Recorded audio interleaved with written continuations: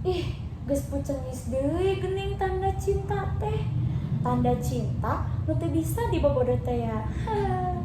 Jerawat. Duh, meuni beureum kieu. Pencet gitu. Ah, sieun peurih. Tapi asa jadi nyari.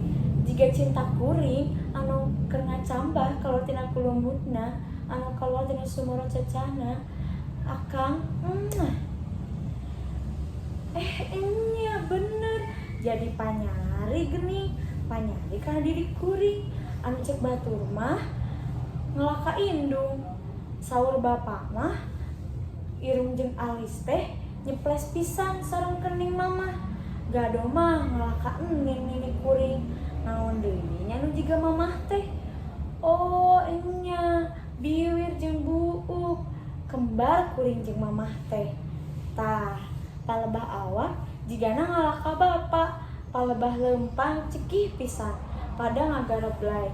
Saur mang omang mah kuring teh fotokopian bapak, nya ari bapak ti saha deui aya lain ti bapana mah, nya aki kuring.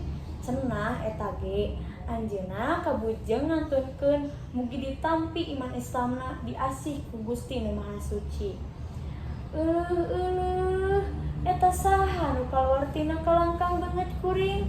Walah, beuki ngalobaan, ambuing. Oh, kaharti ayeuna mah.